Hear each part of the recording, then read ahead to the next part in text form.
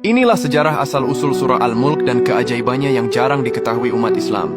Tahukah kalian bahwa ada satu surah dalam Al-Quran yang memiliki janji luar biasa, di mana ia akan menjadi pembela setia kalian di saat paling genting setelah kematian, yaitu di alam kubur. Surah itu adalah surah Al-Mulk, atau surah ke-67 dalam Al-Quran, yang juga dikenal dengan sebutan Tabarak atau Maha Suci. Secara harfiah, Al-Mulk memiliki arti kerajaan atau kekuasaan mutlak. Dahulu surah Al-Mulk diturunkan di Mekah pada fase awal dakwah Nabi Muhammad. Pada masa itu, kaum Quraisy Mekah sombong dengan kekayaan dan kekuasaan mereka di dunia. Mereka meragukan kekuasaan Allah dan adanya hari kebangkitan. Surah Al-Mulk turun sebagai pernyataan tegas tentang kerajaan atau kekuasaan Allah yang mutlak atas 7 lapis langit dan bumi.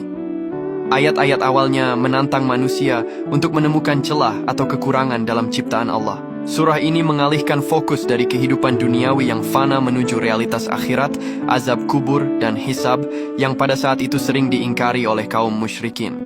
Keajaiban utama surah Al-Mulk adalah perannya sebagai sang penghalang atau al-mani'ah dari azab kubur. Ini adalah fakta spiritual yang dikuatkan oleh banyak hadis sahih. Ketika seseorang meninggal dan berada di alam kubur, surah ini digambarkan datang dalam wujud tertentu dan menjadi tameng. Ketika malaikat kubur datang untuk mengazab, surah Al-Mulk berdiri tegak dan berkata, "Wahai malaikat Allah, orang ini sering membacaku di dunia. Dia merenungkan ayat-ayatku. Engkau tidak berhak menyiksanya."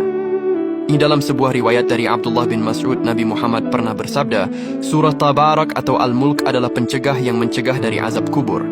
Surah ini tidak hanya melindungi, tetapi juga memohonkan ampunan. Ia akan terus berjuang di sisi pembacanya pada hari kiamat, serta meminta kepada Allah agar dosa-dosa pembacanya diampuni dan dimasukkan ke surga. Mengamalkan surah Al-Mulk sangatlah mudah. Cukup membacanya setiap malam, terutama sebelum tidur. Waktunya singkat, sekitar 10 menitan, namun keutamaannya adalah jaminan keamanan di alam kubur.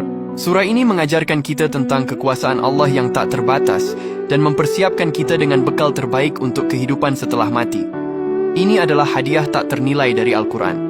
Dikisahkan Nabi Muhammad sendiri tidak akan tidur di malam hari sebelum membaca surah Al-Mulk dan surah As-Sajdah.